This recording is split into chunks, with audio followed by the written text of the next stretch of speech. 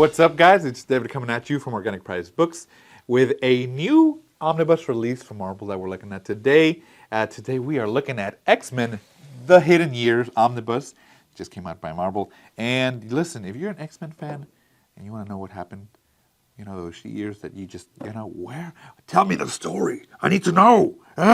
This is it. You got it. We got the Hidden Years coming out now. So let me show you this one. Here is the standard cover. Here's the front. The spine. Very nice. And the back. All right. And then here is the DM front. Spine. And the back. Very cool. And personally, I'm going to go ahead and for this omnibus, my pick is going to be the DM. I like this one. It's very much almost kind of very similar poses that they're doing. But I prefer this darker, like, back for it. There's much more in the background. Like, this one is just kind of white. You see Professor X back here, kind of like see-through, just telling them what to do telepathically. But in the back, it's just white. The yellow X and the red X here, very nice. They pop very well. But I feel like this one, to me, is much more action-y. There's fire, kind of like a city blowing up in the background. I also like that the characters or the X-Men are in similar costumes. I know, they're very independent. That's great. This one, definitely they have more of their individual flair to it. But I like the uniformity of this one as them being a team. And they all kind of have the same style costume, which is great. Plus, I really, really like this black and red X-Men logo with the yellow, a little bit of yellow outline. That just looks really cool to me. And, for it being called the Hidden Years, this kind of seems like it was, even the X-Men style is hidden behind, what is this? Behind Angel's wings flying there. So I kind of like that. It kind of, to me, represents more of the Hidden Years. Personally, that's just my pick for it. So there you go. And it actually fits the theme a little bit more of the spine as well. If you see the spine, it has like the black. So like to see like this one, like darker, with that more black aspect to it. And then here, it's, it kind of matches with it. As well as the one in the back. Look, the back has the red, yellow outline, and then black background. Very much fits this one. So DM is my pick for this one. Let's take a look underneath. And I really like that there's these color variations on not only the superhero costumes, but also the bad guys. So you see here, Magneto. Is it here? Yeah. He has a yellow costume here with like a blue cape. So very much different than you expect from that red-purple color scheme that he has. And then you have a little bit over here as well of I think it's Beast. Yeah, protecting them from a Sentinel. So I really like that this one has a different color scheme, a little bit more action-y as well. Not really a full spread because it's like cut diagonally like that, so it looks like it's from a panel or something like that. But not bad. So definitely, again, to me the DM is the one to go with. But let me know which cover you like, and let's go ahead and take a look at what's hidden in the Hidden Years of the X-Men.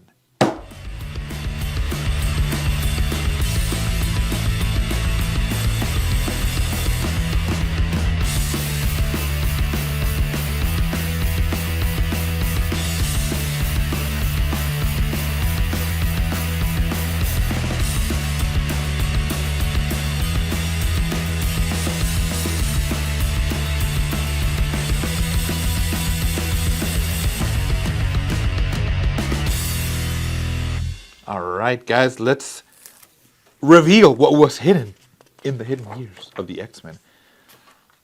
I like that. That looks nice. Here's the contributors to this book. Very cool. I like that. And there you go. The original is by John Byrne. I believe that's the same one that's on the cover, which I like. I like that one a lot.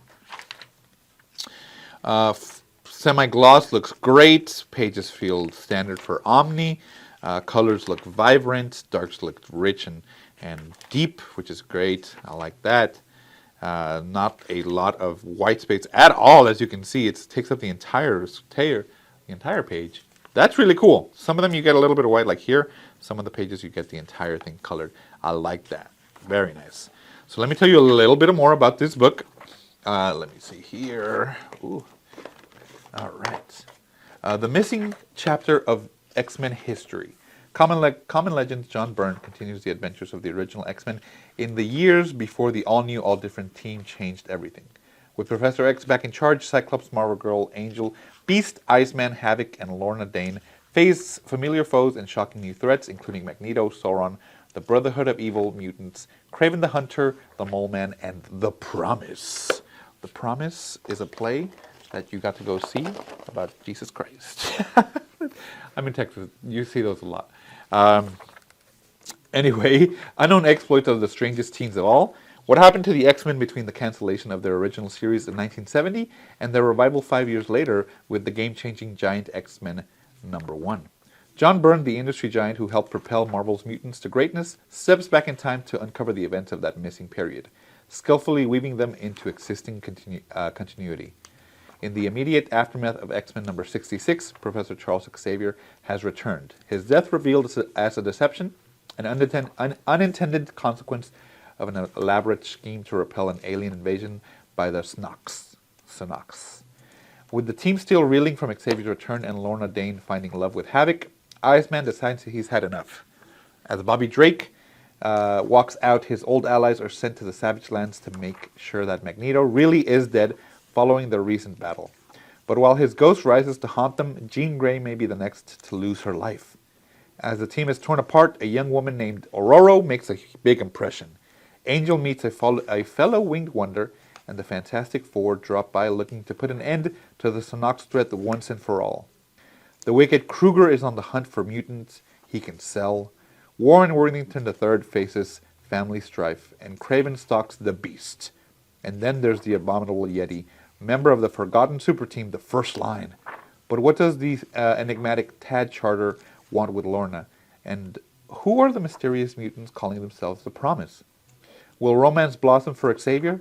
And what exactly were the X-Men up to when Magneto teamed up with Namor, the Submariner, in the classic tale from the Fantastic Four number 102 through 104?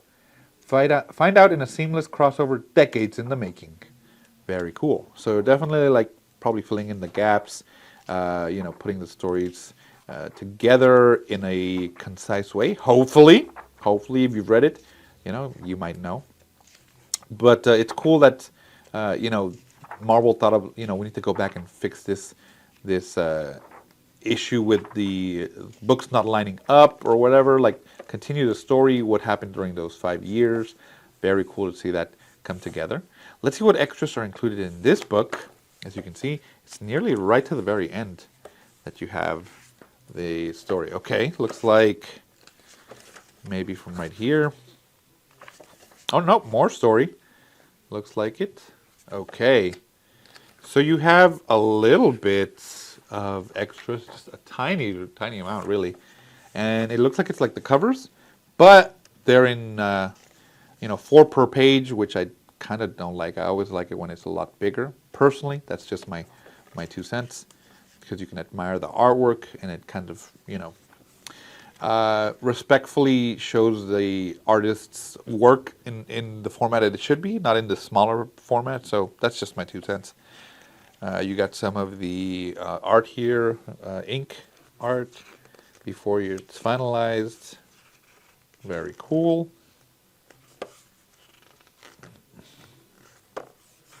And there you go. So that is the X-Men, The Hidden Years Omnibus, guys. Let me know which cover you're going to get, which one you prefer, and, check it out at Organic Price Books, and I will see you guys in the next one.